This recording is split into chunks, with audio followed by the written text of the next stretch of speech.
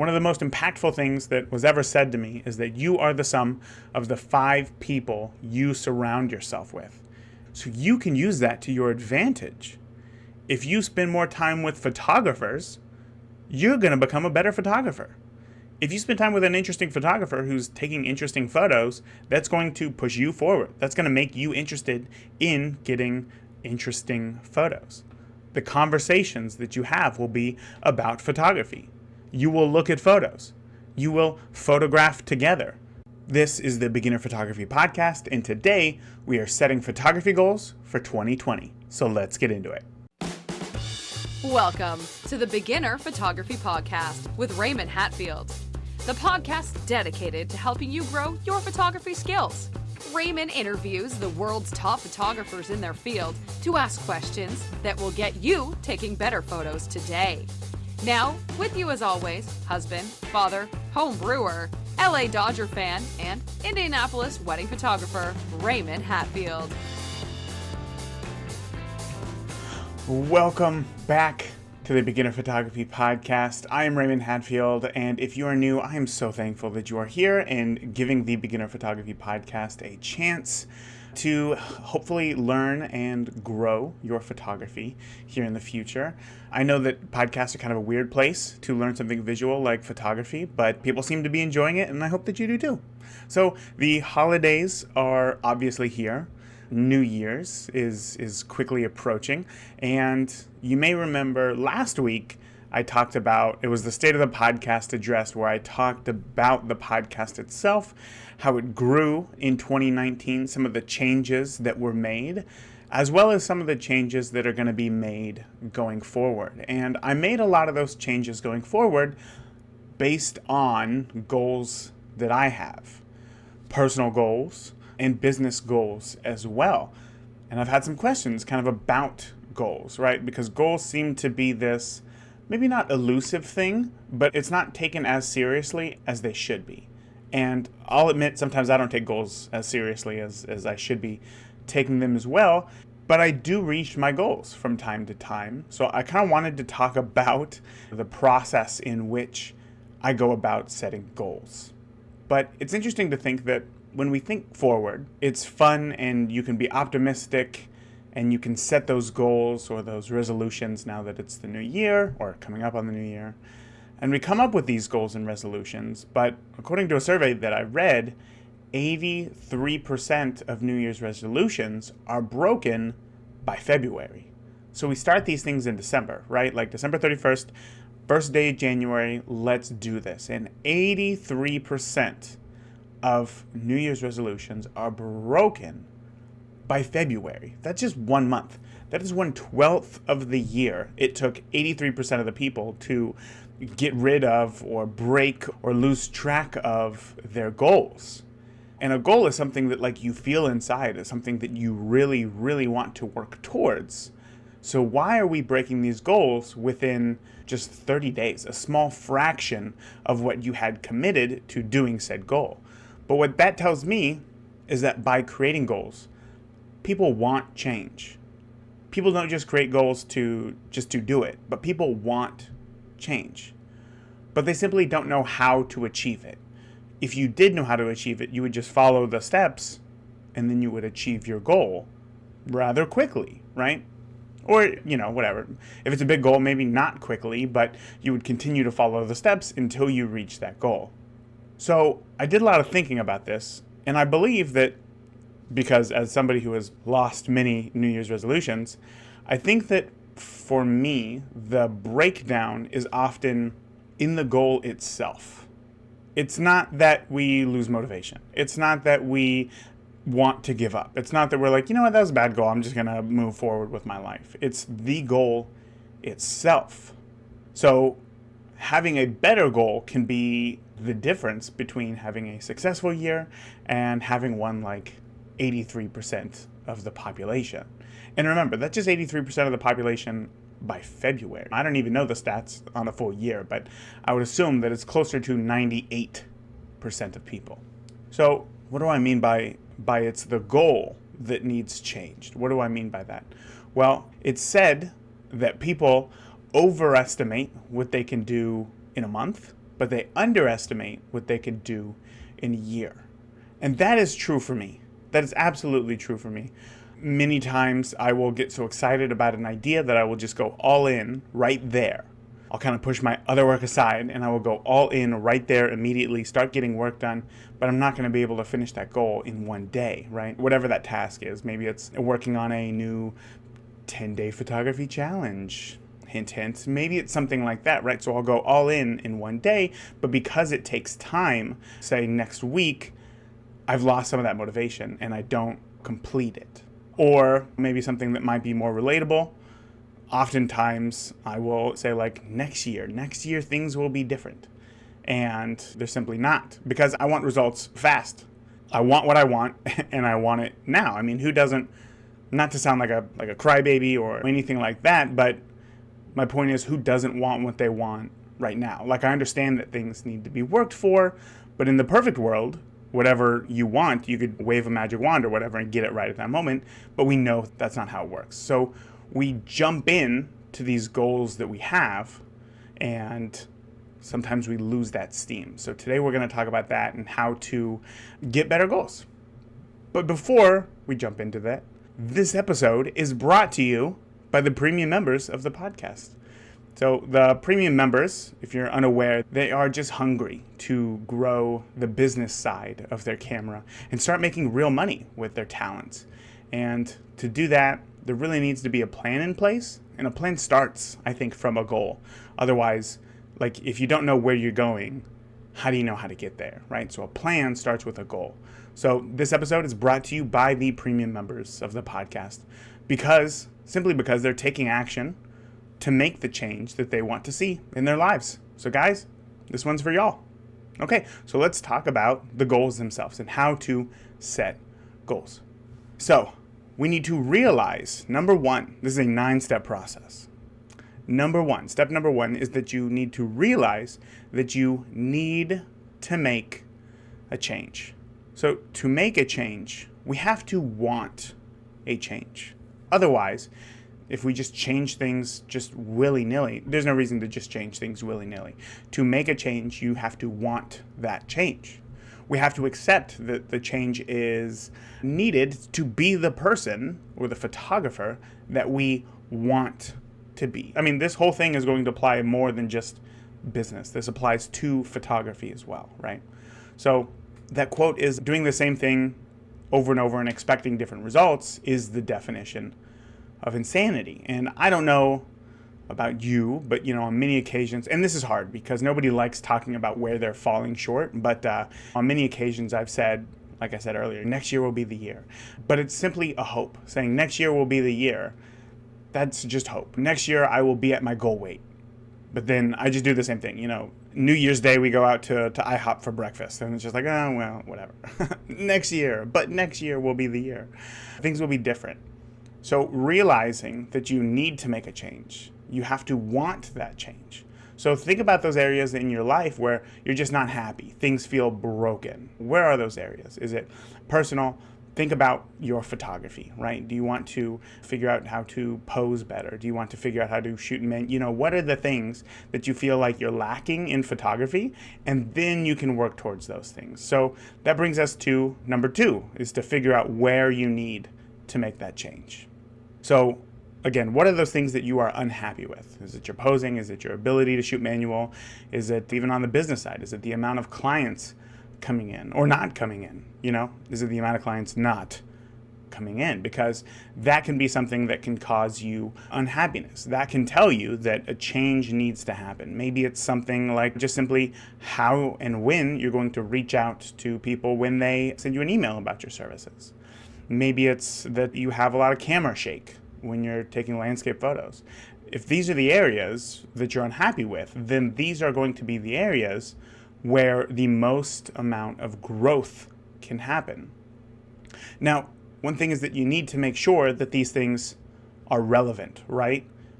As a wedding photographer, I'm not technically happy with my landscape photography, but if the goal doesn't align with where it is that you want to go, then maybe don't worry about it right now. But if photography is a hobby for you and you want to get better, even reverse that, right? You love landscape photography, but maybe a coworker, neighbor, family member asked you to do a shoot for them and you did it and you weren't happy with the photos at all, right?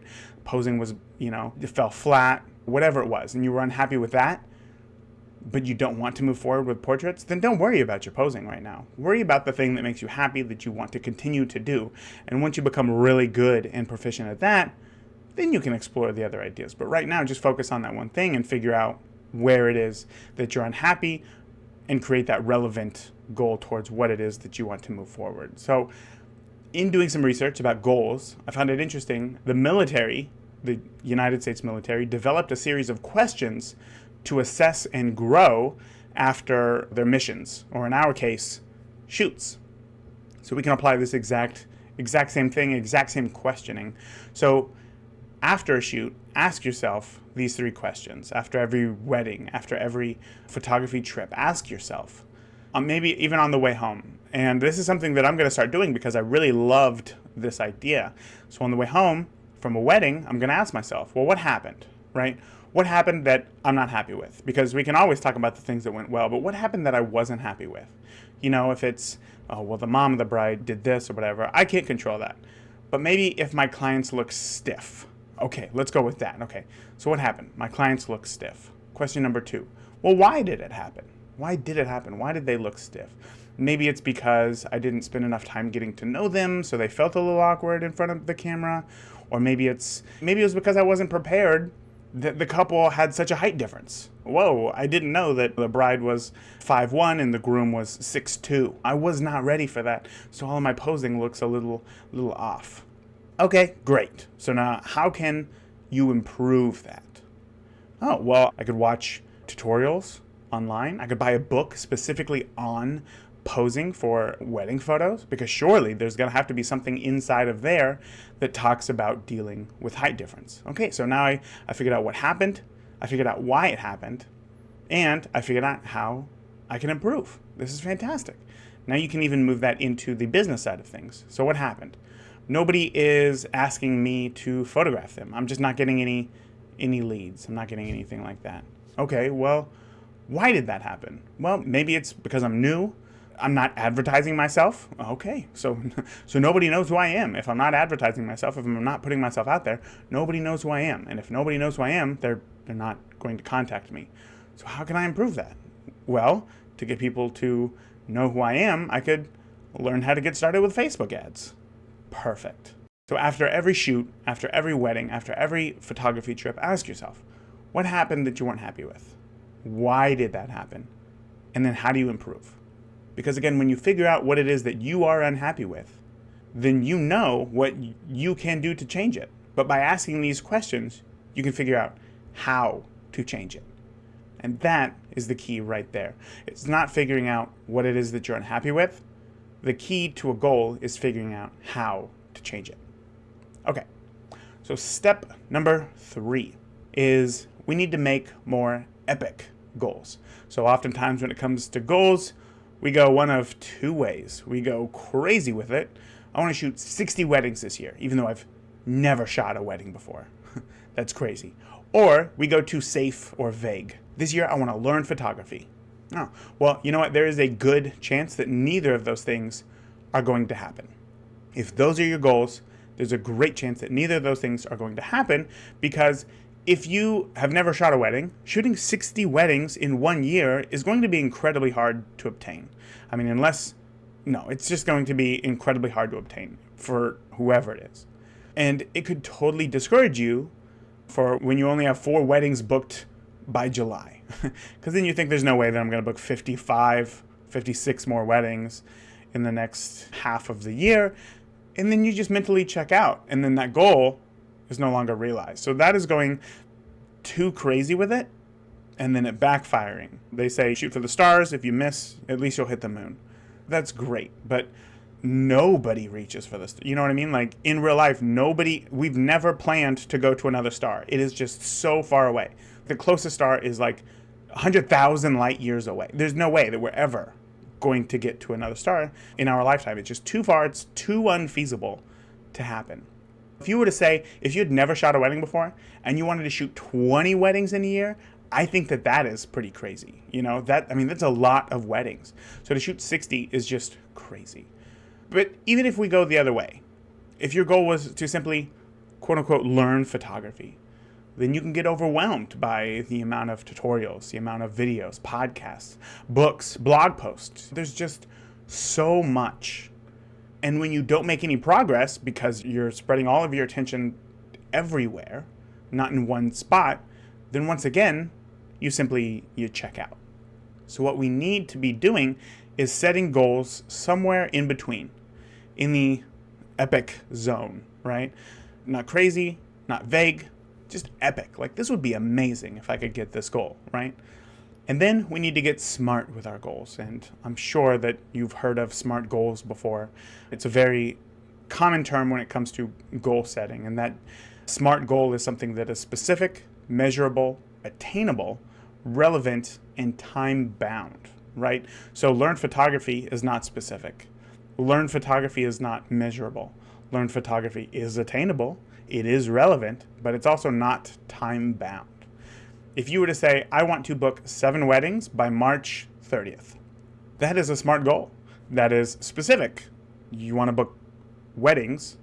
It's measurable. You want to book 7 weddings. It's attainable. Yeah, I think if you've never shot a wedding before, you could probably book 7 weddings in a year.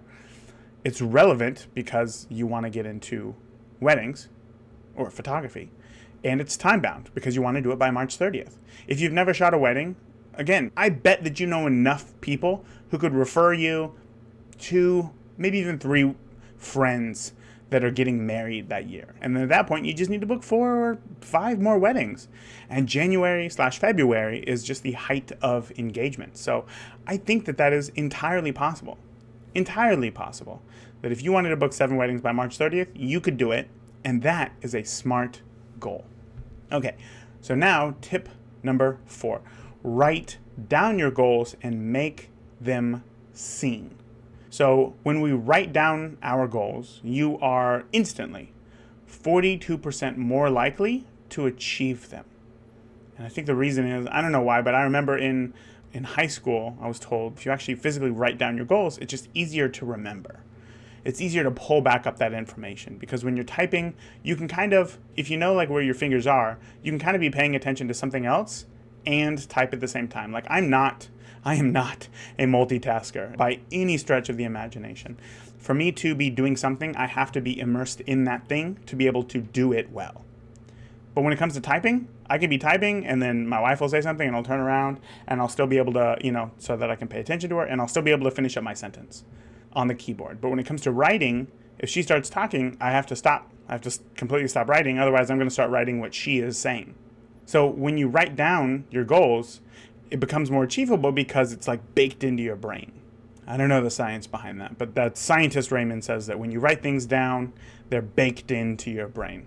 That sounds horrible. Anyway, so after you do that, you're instantly 42% more likely to achieve those goals. Now, to make that even the likelihood of you achieving your goals even more likely, you need to put those goals someplace where you're going to look at them every single day. Now, me, personally, I have a Word document that first I take a legal pad and I write out all my goals for the year and I kind of workshop those ideas.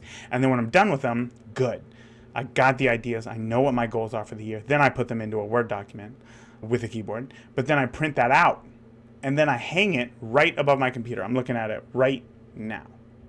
Because every day I'm at my computer, or at least several times throughout the week, I'm at my computer. I can look at those goals. I got a minute, I just look up, okay, those are the goals, and then I just take a mental note. Where am I at on those goals? Okay, yeah, I need to put in more work there. I'm kind of falling behind there, but next month is going to change a little bit, so that should be okay. Okay, so I should actually focus on this right now, and let's go. And then I get to work. So put it above your computer monitor. Make a background for your phone. I also made the lock screen of my phone a goal of mine last year, and it really helped push me forward to get to where I am this year. You could also, if you only have 1 or 2 goals, you can even repeat them every time. This is a little brain hack. Once again, Dr. Raymond here. Repeat those goals every time you do something specific, like every time you brush your teeth, every time you get into the car. You got to do whatever you can to not let the excitement of your goals lose steam. So every time you get into the car, I want to expose my skies better. Brushing your teeth, I want to expose my skies better. I want to get better at posing. Even though those weren't SMART goals there, but those just came off the top of my head. Whenever you get into those things, because you do them at least once a day, I hope you brush your teeth once a day. If not, though, no, whatever. Then, once again, it's going to increase the likelihood of you achieving your goals and make sure that you don't lose steam when moving forward, as time goes on and things start to get tough. So, that's that. Step number 5 is to make baby steps. Make a little stair step to get to where your goals are. Ask yourself, how am I going to do that? How am I going to achieve my goal? What needs to be done to get there? Is it that you need a specific piece of equipment, like landscape photography? You should really have a tripod. If you really want to make something interesting, sometimes there's multiple exposures and you just can't simply do that handheld. So maybe you do need a tripod. Okay, I get it. Or maybe you need to learn something specific. Oh, I need to learn how to price my photography. I have no idea how to do that. I was just going to pick a number out of thin air. I was going to research what other people in my area were charging. But you need to learn something, then that's that goal, right? So if you want to shoot those 7 weddings a year, you need to figure out that pricing. So breaking down your goal into baby steps, and then you can plan it out that way.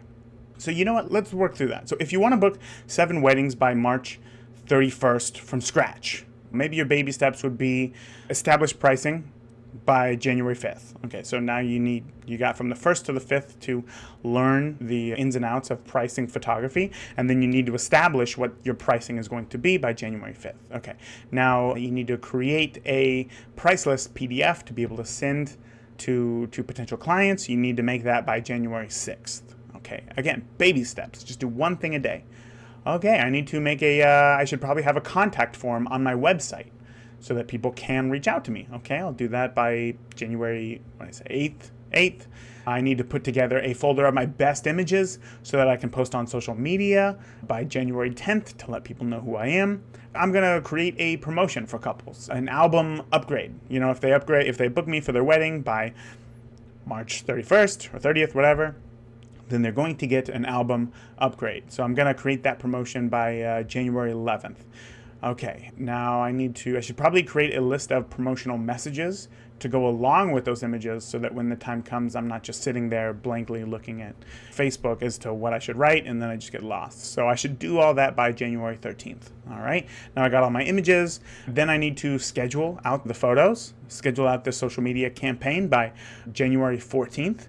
And then on January 15th, I will reach out to some friends and family to ask if they know anybody getting married this year and obviously offer that promotion. And then you just move forward, right? So that would be a great list of baby steps to get you going where you need to go to achieve your goals. And I never would have come up with a set of baby steps that specific if my goal was to learn photography. And if it was to book 60 weddings, then, geez, these would not be baby steps. It would not be done in a year. So therefore, they wouldn't be baby steps. And, that I don't even want to think about that. That's rough. It takes years. So again, tip number 5, make baby steps. So number 6, make a challenge out of it. A few years ago, when Angry Birds was like the big game on the iPhone, or I think it came to Android, probably did. I remember I first downloaded it, and the first level was just like slingshot a bird into a thing, and I was like, it's so easy. Like, why do people like this game? I don't get it. Like, there's no challenge here. And then, level 2 was slingshot a bird into a 2-story house, and it was like, oh, okay, so so I'm gonna hit the bottom of this house so that the whole thing collapses under it. Got it. And then level 3 was like, well, wait, now there's 2 houses. Okay, so how do I get? And then you figure that out. So progressively, it gets harder and harder. So by the time you get to level 10, you're saying like, oh my, I cannot quit. This is like a whole condo, a bird condo. I got to get that thing. And but now I have extra birds and they have special powers. This one's a bomb, so I can hit it and then make it explode. The whole thing this is going to be great. But when it gets progressively harder, but it starts off super easy, like so easy that you can't not go to the next level, then that is going to, that challenge is going to force you to move forward, to take that next action. But if it started out on level 10, there's different types of birds. I don't know what they all do, and it's just like a giant house. I'm not going to keep going because it's not intuitive. It's not fun. But because I feel like I've earned that spot, I'm going to keep going, right? So one thing that you could do is print out a calendar, right? Just search January 2020 calendar PDF or whatever. On Google, you're going to find a free calendar right there. You just print it out. And then you just write down those baby steps, right? Establish your pricing, January 5th. So each day that goes by and you complete your goal, you cross it off. Make an X. You make a streak so that you can keep going with it. When you keep going, it's going to create that momentum going forward. And if you've already made your list of promotional messages to go along with those photos, you're going to schedule out those photos on social media. You're not going to stop there and be like, wow, look at all these cool photos that I got. I'm kind of busy tomorrow. I'm going to take the day off. You're not going to do that. You're going to keep going because that next step is a no-brainer. It makes sense. So that's why you're going to do that. But when you make a challenge out of it, it becomes more fun. And you can see that visual progress. So do that. And then that brings me to step number 7. Step number 7, you have to check in with your goals. So chances are every year you probably have 3 to 5 goals. It's not just one, right? Because if it's one, it's something super vague. Learn photography. If you have 10, it's stuff that's super specific and usually pretty crazy. So a good range is 3 to 5 goals. And most will probably last longer than 3 months, like our book 7 weddings by March 30th goal here. So make a date on your calendar to check in with yourself quarterly so that you can reassess those goals. Remember, this should be a lifestyle, setting goals. This is not like a one and done thing, right? It's not like, oh, it's that one time a year where I set a goal. I'm going to do this thing. Oh, sweet. I did it and now I'm done. Now I can just sit back. It's never like that. Because when you book those 7 weddings, okay, sweet, you made your goal. But now where? Now what are you doing?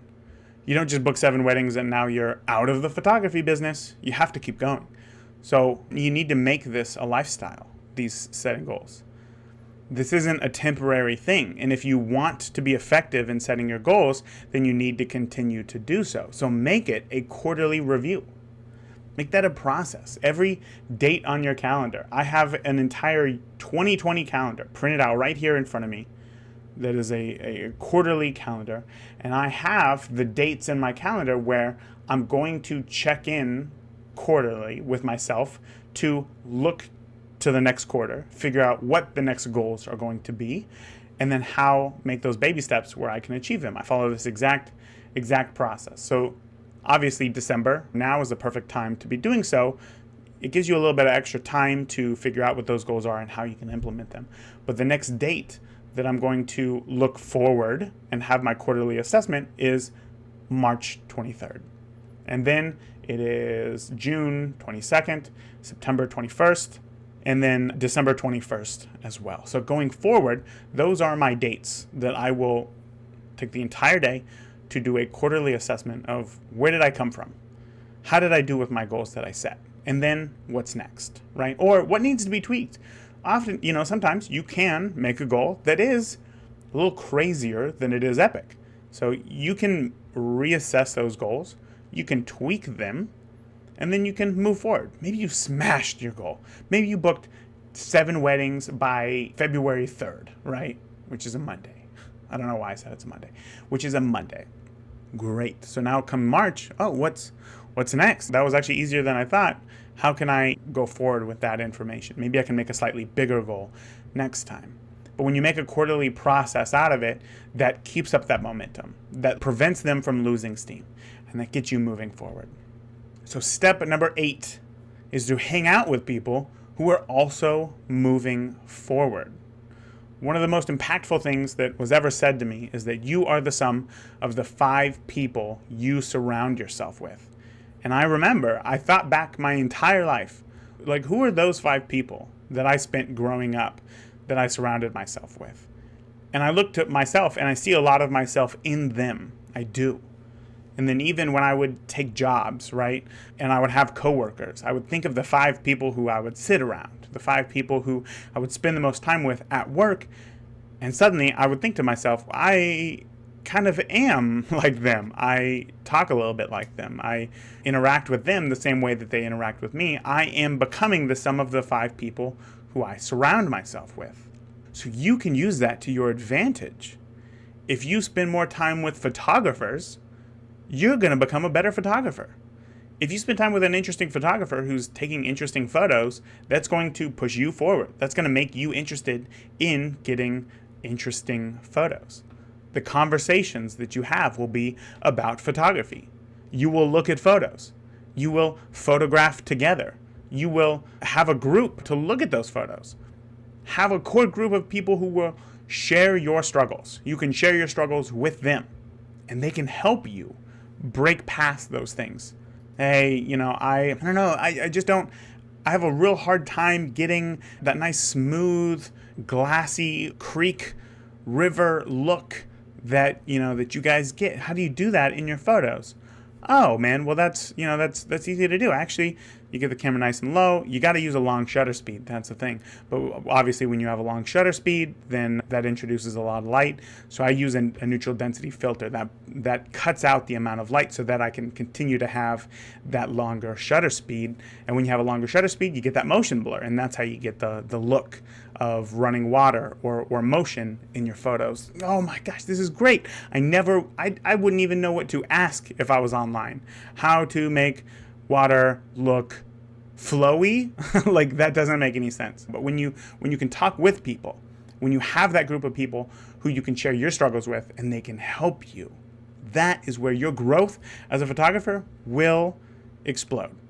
And nowhere is that more important than when you move past photography, when you move past photography as a hobby and start using photography to make money with your camera. Because this is an area where we get into and we can kind of figure out the artistic side, and there's really no deadline to it, so we can just take our time moving forward. But once we've made that commitment to make money with our camera, instantly there's a time on it, because you only have so much money until you need to make more money. So there's this artificial deadline, and that makes it really difficult, because if you have those struggles, you can't just kind of wait it out and see what happens. You need to figure out what that answer is, and you need to figure it out now. And that is exactly why I formed the premium membership Facebook group. So this Facebook group is just for, obviously, premium members, because I know that when I first started, I would have found having a safe place to share those questions that I have, to ask for help with the ideas that I'm struggling with, would have been invaluable. And I wanted to create that for new photographers, because I wasted a lot of time in the beginning doing things that didn't move my business forward at all. I'm the kind of person that when I have a problem, I just kind of become reclusive and just hope that it just goes away. And very rarely do I attack it head on. But I've realized in these past few years that if you attack it head on, then you can take care of that problem. And not only is it going to take care of that problem, but you're going to solve problems in the future as well. Because those same problems will come up again. But if you can mitigate that by knowing what the problem is and how to solve it, you've just saved yourself not only time, but the headache of worrying all the time. So, in fact, on December 19th, I'm actually going to be hosting a live goal-setting workshop within the premium members group, where we will come in. We're going to come up with those goals. So this podcast right here is all about like how to set up the goals, but in the workshop, we're going to actually come up with those goals. And I'm going to be there to help you figure out whether they're crazy, whether they're too vague, how to make them more smart, and then even how to come up with the steps to achieve them in 2020. And then guess what? Because you're already surrounded by the people who are moving forward, you are going to have a place in 2020. You're going to have a group of people who will help you move forward in your goals. And me personally, the whole tribe of fellow premium members are going to make it our mission to make sure that you move forward in your goals. I'm going to make sure that you move forward in your goals. Other members are going to make sure that you move forward in their goals or in your goals. And then you, in turn, are going to want to make sure that they move forward in their goals. And then when you figure out what all these other photographers' goals are, it's going to give you ideas. It's going to make you more specific. You're going to get more excited now that you're having conversations about photography. It's going to change the way that you think. Because oftentimes, I'll be honest, It's hard for me to have conversations with my wife about the business side of things or about photography, because from the outside, it seems so easy. Oh, we'll just get more clients. Oh, gotcha. From the outside, it's just like there's always a very easy answer, but it's typically too vague or it's frustrating. So having that safe place of fellow photographers who are interested in a very specific topic, like making money with their camera and growing a photography business, and be able to share those thoughts and ideas with them so that they can help, is going to be the one thing that moves you forward in 2020. No need to even leave your house. That's fantastic. So again, tip number 8, hang out with other people who are moving forward, because it will move you forward. Okay, lastly, number 9, simulate what your life would look like after you hit your goals. So goals are great. We want to think about, oh, if I could just figure this, everything would be great, everything would be perfect. That's something that I want to do. But oftentimes we think of the goal as the end. But it's not. We still have to live our life. So simulate what your life is going to look like after you hit that goal. How will you feel? What will your family say? See that in your mind, and then plan a celebration. Plan rewards along the way. If you book 7 weddings by March, what are you going to do to celebrate? Because let me tell you something, that is something to celebrate. Maybe you're not going to take your whole family on a trip to Disney. You're not going to go on that Disney cruise that you've been looking at. But you can certainly take the family out to a nice dinner or get yourself a relaxing massage. Just make sure that they focus on the shoulders, because shooting weddings can just be murder on the shoulders. But it can really help right now to plan out what those, rewards, what that celebration is going to be when you hit certain milestones. And don't just make it have a celebration only after you book those 7 weddings, because you're really going to feel like a failure if you don't hit those 7 weddings and you don't get that reward that you were really looking forward to. So have something along the way, maybe halfway through your goals. So what did I have earlier? It was after you make the goal of creating the list of promotional messages to go along with those images, then maybe you're gonna take a day off and you're going to go to the park with the kids because you've been working really hard and you need that family time and you just love playing with them. So you're going to spend that time with them, and that is your reward, because now you're moving forward. You got some focus and you're making steps towards your future. So reward yourself, because that's a big thing. Like I said last week, if you're not in control, if you don't have a plan for your life, you're simply going to become part of somebody else's plan for theirs. So have that plan for your life. Goal setting is one of the most important things that you can do. All right, that's it. Let's recap all of our steps today. So step number 1 was realize that you need to make a change. That's a mindset thing. That's not an actionable thing. That is realizing, I'm just not happy with something and I need to make a change. Step number 2 is to figure out where you need to make that change. I just cannot get everything, it's just not, my landscape photos aren't beautiful. They look more like snapshots. So I need to figure out, okay, it's the sky. I need to focus on the sky. I need to get all the tones in a photo, and then set epic goals. It's not going to be something crazy like I want to win Landscape Photographer of the Year, and it's not something vague like shoot more landscape photos. Make it something achievable. And then make it seen. Put it somewhere where you're going to see it every single day. In the case of a landscape photo, maybe it's putting a landscape photo that you like as the background of your phone so that every day you see it. Every day you see it. And that's going to push you to make the goals that you want to achieve, which is step number 5. Take those baby steps. Figure out the exact path that you need to take that will get you to learning and achieving your goal. Step number 6, make a challenge out of it. Put those baby steps on a calendar, cross it off every day that you complete your baby step. Step number 7, check in with your goals. Don't let them lose steam. And then when you achieve them, reassess, move forward. What's the next goal? Listen, there will always be a next goal. Don't feel like, oh yeah, but if I do that for like 5 or 6 years, I'm not going to have any goals left. Eventually, I'm going to get to the point to where I just know about photography and I don't need to make goals. That is not true. That's not true at all. I still make goals. I'm talking to you about the goals that I made this year, right? So continue to check in with your goals.